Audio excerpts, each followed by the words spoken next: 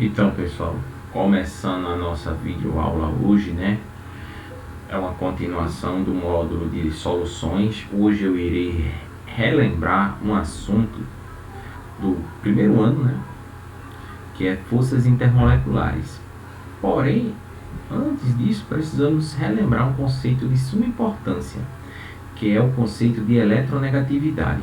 A eletronegatividade é a tendência dos átomos, quando ligados por meio de ligações covalentes, em atraírem elétrons, tá ok? Vamos dar um exemplo aqui. Vamos dizer aqui a molécula de água. Essa molécula eu gosto porque é uma molécula que a maioria sabe a fórmula, né? Então, H2O, né? H2O. Temos pares de elétrons aqui não ligantes. Aí tem um elétron aqui, outro aqui e outros aqui, conforme a regra do octeto. Então, qual é a tendência aqui? Deixa eu até mudar a cor aqui do nosso apontador. Então, qual é a tendência aqui? Veja, o oxigênio ele é mais eletronegativo do que o hidrogênio. Como é que nós sabemos disso? Por meio da eletronegatividade. Ela já foi medida, é uma medida experimental, né? E já foi medida. A eletronegatividade de Pauling é uma das escalas mais bem, vamos dizer assim, empregadas tanto no ensino médio como no ensino superior, e mais bem conhecidas. Existem outras escalas de eletronegatividade, mas é o que vamos ver aqui, né? É um curso de química voltado para o ensino médio. Então, vamos ver, nos ater à eletronegatividade de Pauling. A eletronegatividade ela tem uma tendência nos períodos, né, de crescer da esquerda para a direita. Então, os elementos mais eletronegativos eles estão bem à direita da tabela periódica e eles sobem, ó, e a tendência nas famílias, né, tá ok? É de cima para baixo. A eletronegatividade cresceu. Vamos pegar aqui uma família, né, ou um grupo, como se diz mais modernamente, né? Um grupo aqui, o grupo dos calcogênios, que é a família do oxigênio. Então, ó, o polônio ele tem eletronegatividade 1,9. Já o oxigênio, ó, vai subindo, ó, vem o telúrio, o selênio, o enxofre e o oxigênio. Então é uma escala crescente nos grupos ou famílias. Nos períodos ela cresce da esquerda para a direita. Se você quiser saber mais sobre esse conteúdo, por que essas tendências se comportam assim, né, se explicam dessa maneira, você tem que ver lá a minha aula de propriedades periódicas, tá ok? Então, voltando aqui à molécula de água, nós temos essa configuração eletrônica. Então veja, como o oxigênio ele é mais eletronegativo do que o hidrogênio, numa ligação química a tendência é dos elétrons serem atraídos mais pelo oxigênio, tá bem?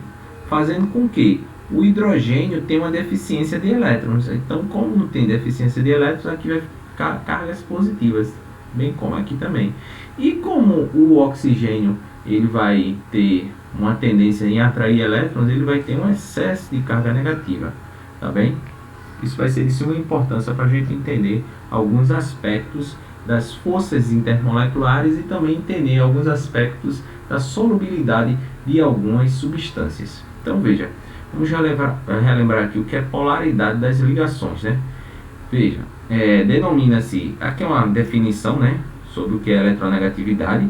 É a tendência que um átomo de um determinado elemento apresenta para atrair elétrons num contexto em que se acha ligado a outro átomo, geralmente uma ligação covalente, tá bem? Então, como eu disse, tem várias escalas de eletronegatividade. Veja, bem sabido de vocês, acredito, aquela regra do semelhante dissolve semelhante. Então, veja bem, a água, né, e o etanol, por que um se dissolve no outro? Porque de uma forma bem simples, a gente pode explicar que a água é uma substância polar, tá bem? Uma substância polar. bem como o etanol também. Deixa eu trocar aqui a cor da caneta, pronto, fica melhor. Bem como o etanol, é uma substância polar. Já a gasolina é uma substância apolar, bem como o querosene. Então, gasolina e querosene, a tendência é eles se misturarem, bem como água e etanol. Se eu pegar água e gasolina, se mistura? Não, porque a gasolina é apolar e a água é polar, como demonstrado aqui, ó. A gasolina é menos densa, né, do que a água, então a tendência dela é ficar em cima. E a água, como é mais densa, né, a tendência é ficar embaixo do que a água, né, a gasolina. Então é uma regra geral. Às vezes, gente, essa regra não é tão seguida por algumas substâncias. Mas de forma geral e no ensino médio, a gente pode dizer que é uma regra assim, que é bem estabelecida. Semelhante dissolve semelhante, tá bem? Então vamos prosseguir aqui. Então veja, vamos entrar aqui no contexto do que são forças intermoleculares. Quando se fala inter, né? Veja, são forças que governam compostos que nós vamos chamar de compostos moleculares. Vou dar um exemplo aqui de um composto molecular. A própria água, né? Ela é constituída de moléculas de H2O.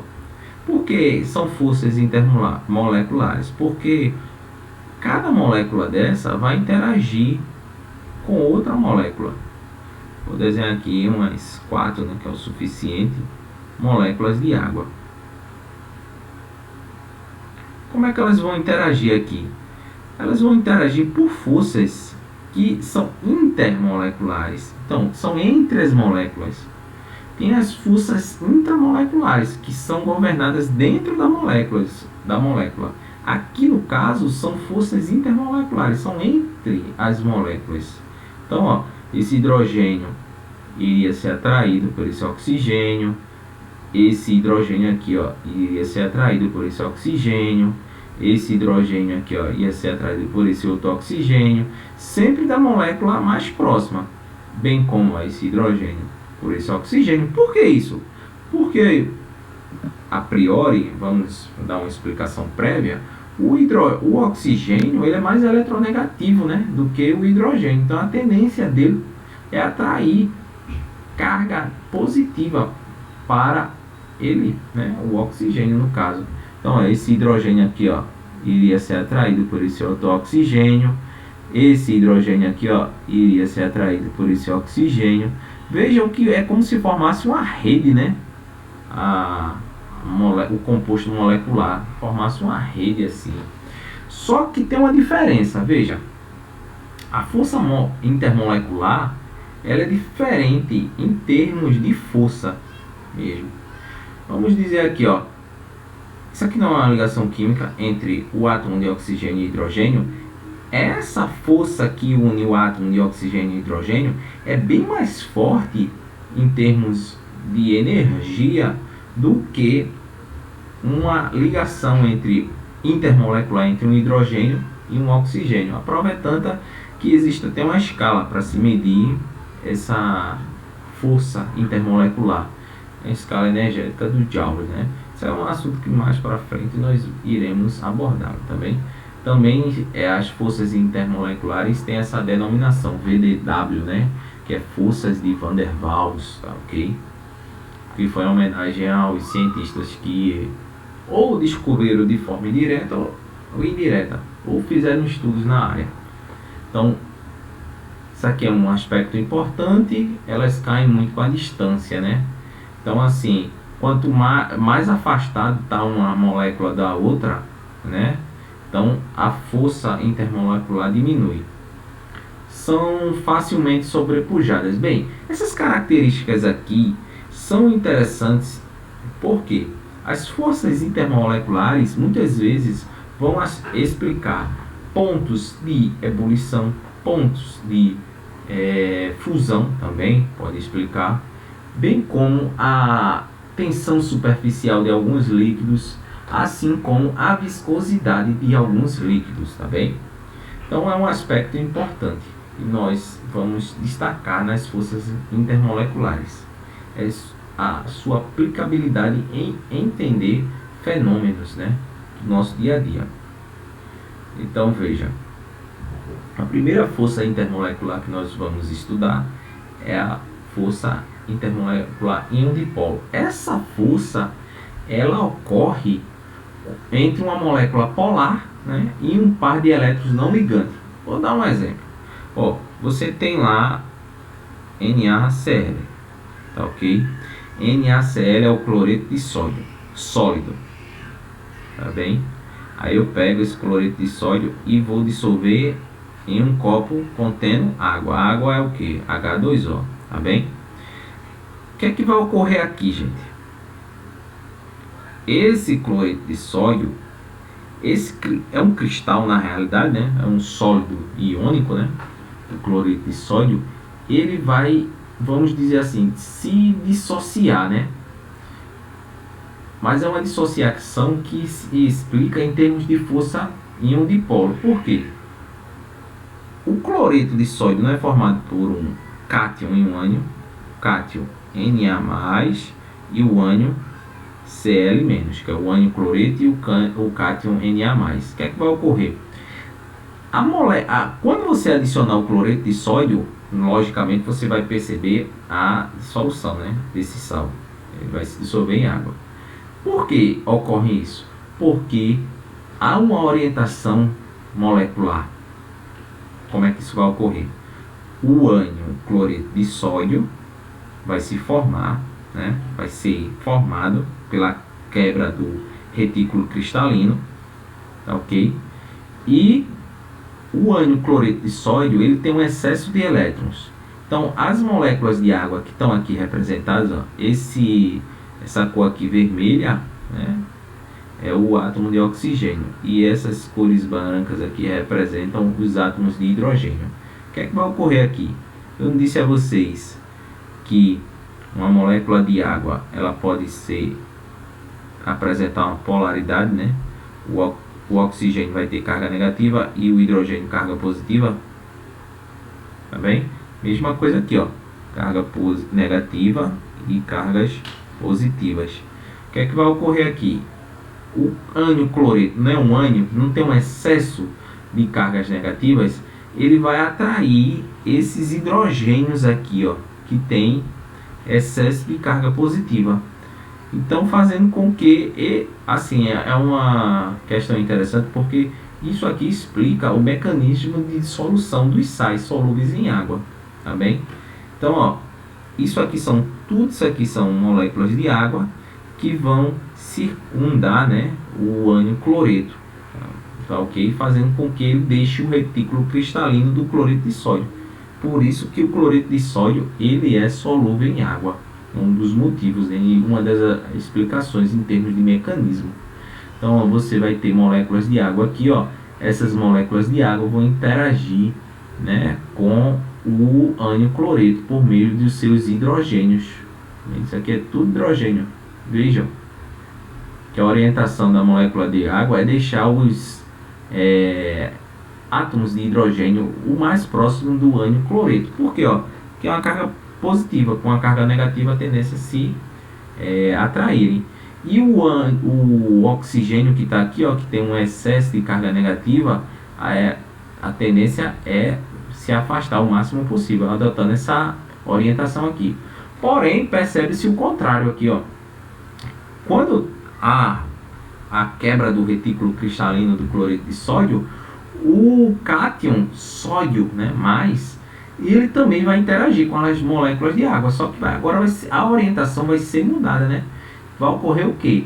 Vai ocorrer que a orientação das moléculas de água que irão circundar o cátion sódio mais vai ser no sentido de que o átomo de oxigênio aqui, ó, ele irá circundar o cátion, né, sódio mais, diferente da situação anterior.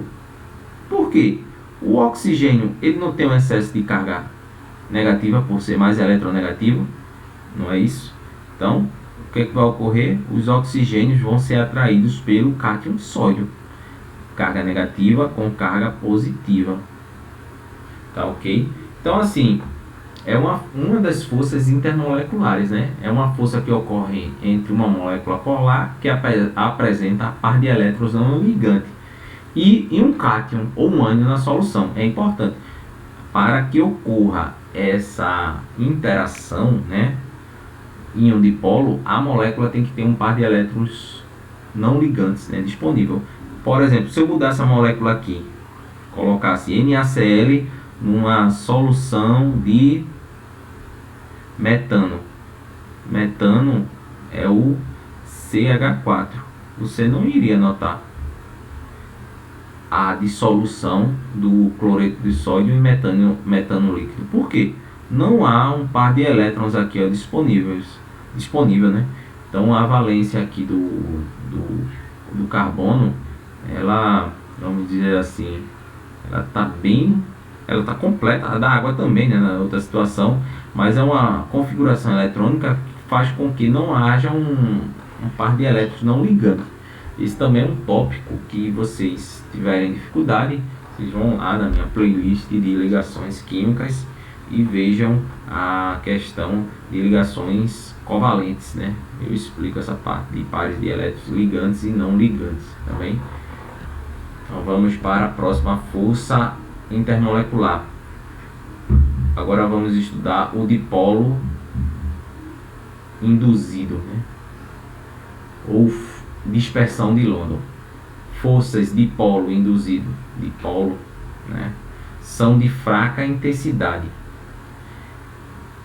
Também, ó, essa força intermolecular ou é dispersão de London ou dipolo-dipolo também, nos livros didáticos. Também são amplamente conhecidos dessa maneira. E ocorre entre moléculas apolares, entre átomos de gases nobres ou entre moléculas polares e apolares.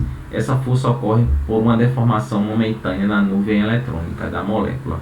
Também vou dar um exemplo aqui, ó, mais simples, que é o gás hidrogênio. Gás hidrogênio. Então, o gás hidrogênio é formado por dois átomos de hidrogênio. Eles estão compartilhando um par de elétrons. Aí veja, aqui os dois átomos têm a mesma eletronegatividade. Então você não vai notar nenhum excesso de carga positiva, nenhum excesso de carga negativa. Porém, há momentos que essa molécula, ela vai, vamos dizer assim, em termos de... mas é momentos curtos, tá bem? A eletrostática, ou seja, a distribuição de cargas aqui, ao invés de ser igualitária, né? Tá ok? Ela vai se tornar desigual. É como se em alguns momentos esse polo aqui ficasse negativo e esse polo ficasse positivo, desculpa, e esse polo aqui ficasse negativo. Porém, são momentos curtos. Essa molécula aqui, ela não apresenta carga, mas em alguns momentos ela poderá apresentar. É uma coisa meio estranha, mas assim, é o que se explica o comportamento de alguns gases, né, e de algumas moléculas, né, apolares, tá ok? Então veja, outra situação é também você ter como ele falou aí, um gás nobre, né, o hélio, por exemplo. O hélio, ele é formado. Vocês sabem que os gases nobres, geralmente não formam compostos, né, com outros elementos da tabela periódica. Por isso que eles são, até o nome, são nobres, né? Então, o gás hélio, ele é formado por átomos de hélio. Então, ó, são vários átomos de hélio. Mas como é que eles interagem? É como se de forma assim espontânea, esse átomo aqui se tornasse positivo e esse átomo aqui se tornasse negativo. Então eles vão se atrair. Só que em períodos breves, tá ok? Por isso que nós podemos dizer que é uma força muito fraca. Se a gente comparar com a força íon dipolo, que foi a anterior que nós estudamos, essa força aqui é muito fraca. Por isso que a maioria dos compostos, né, que são governados por forças de London, eles são assim, tem um ponto de ebulição bem, vamos dizer, baixo, tá ok? Então vamos ver aqui o texto. Dentre as forças intermoleculares, as forças dipolo, vamos falar logo assim, que é o dipolo induzido, né? Tem esse termo também, porque é como se você induzisse, né, a formação de dipolos. São as únicas que não foram estudadas pelo físico holandês Van der Waals, né? Esse nome é aqui, Janus Erik Van der Waals. Elas foram elucidadas pelo físico alemão London. Por isso, essas forças também são denominadas de força de London ou força de dispersão de London. Outra denominação dessa é porque a ciência é assim, às vezes você não estuda o tema, mas de forma indireta você estudou, então eles homenageiam, né, você. Outra denominação dada a essas forças é dipolo instantâneo, dipolo induzido, que é, como eu disse, né, é um instante breve do tempo que vai haver a formação dessas cargas negativas, tá bem? E podem ocorrer entre átomos de gases nobres, né? Aí, peraí, deixa eu pular uma parte importante aqui. Esse tipo de força ocorre em moléculas apolares. Então, se você ainda tem dúvida do que é uma molécula polar e apolar, você vai lá no tópico meu, né, que eu gravei, e você procura lá a parte de ligação química, moléculas polares e apolares.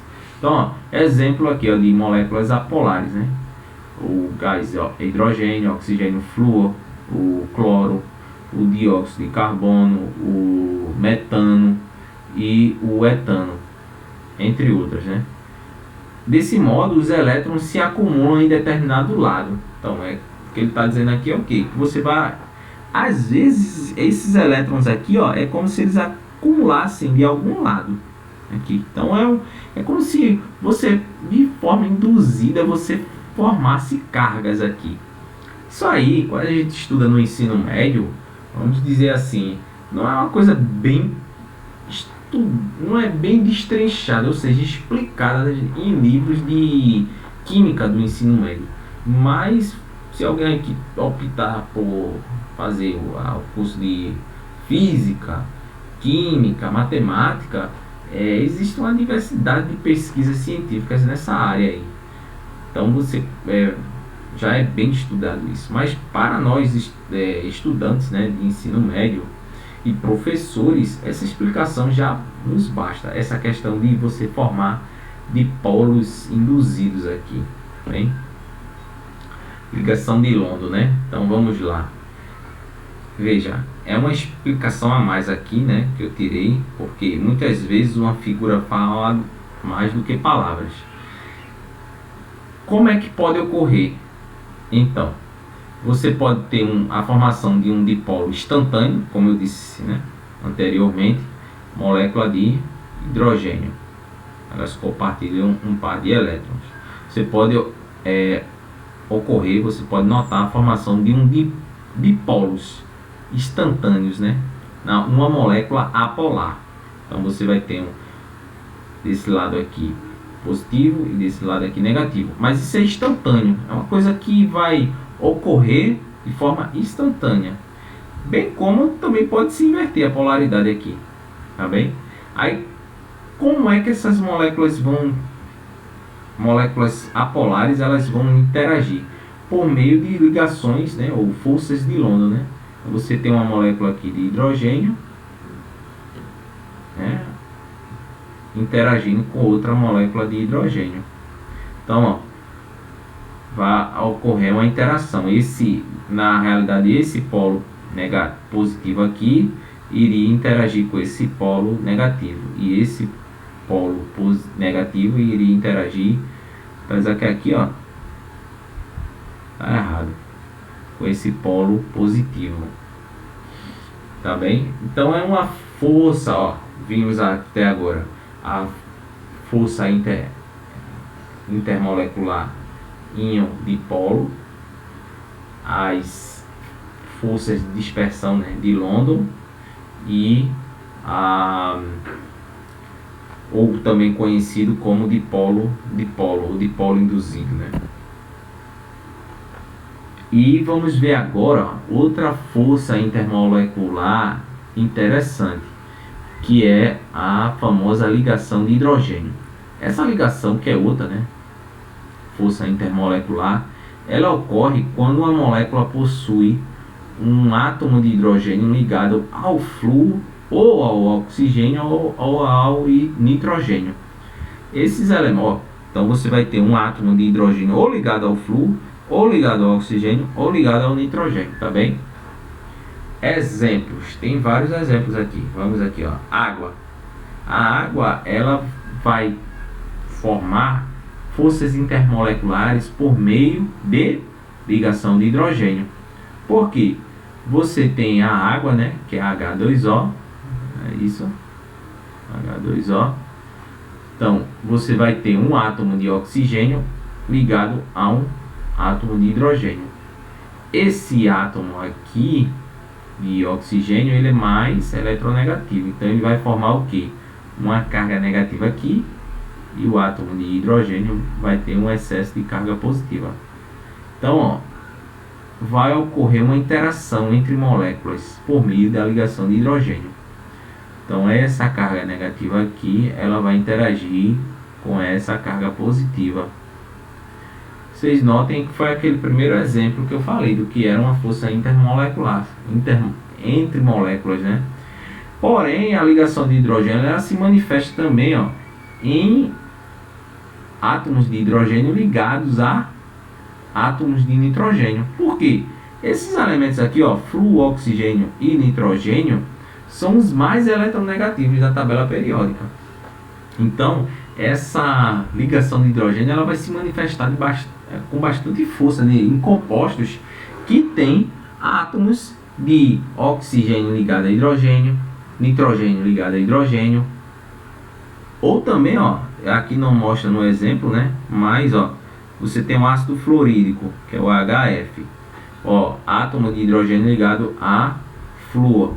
Então, ó, se você tiver duas moléculas de flúor, elas vão interagir, porque o flúor é muito eletronegativo. A gente representa a polaridade de molécula por essa letra aqui, a grega θ. Só que a letra θ não, desculpa, delta minúsculo e delta positivo. Delta negativo, delta positivo.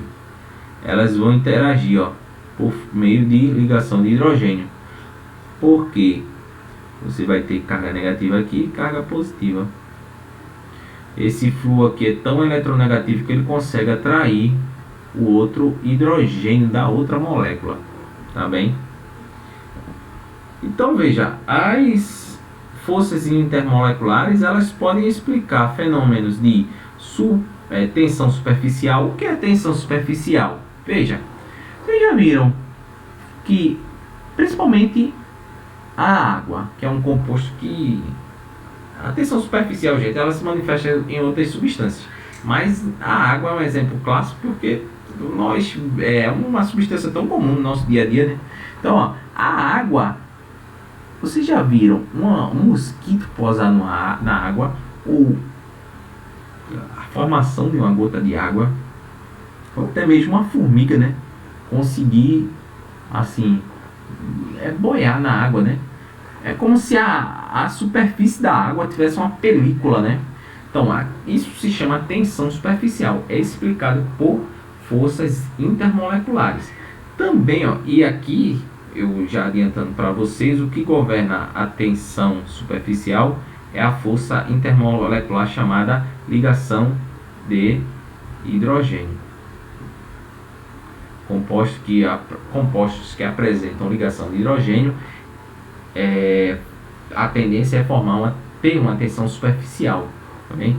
Viscosidade também. A viscosidade, ela vai ser explicada por forças de dispersão de London. Dispersão de London. Seria com L maiúsculo. London. A pressão de vapor, que também é uma característica, está correlacionado à tendência a molécula passar do estado líquido para o estado gasoso. Então veja, eu vou fazer um quadro aqui, né? Tem esse quadro aqui, na realidade, ele é um quadro que resume as forças intermoleculares. Nós vimos, ó, a primeira força que nós vimos foi o dipolo, né? Induzido ou íon dipolo, né? Na realidade a gente viu dipolo induzido. Eu acho que esse quadro aqui ficou faltando uma força aqui, né? Seria o íon dipolo. Tá bem? Você tem, ó, primeira força, o dipolo induzido. Ela vai se manifestar entre compostos apolares. Exemplo, o gás hidrogênio. Tá bem? Aí você vai ter o íon dipolo. É quando você tem um composto iônico que ele interage com um composto polar. Você tem um dipolo-dipolo, né, entre compostos polares. Vamos dizer aqui um exemplo. O gás sulfídrico, que é o H2S. Tá bem? Você tem a ligação de hidrogênio, que é outra força intermolecular. Tá bem?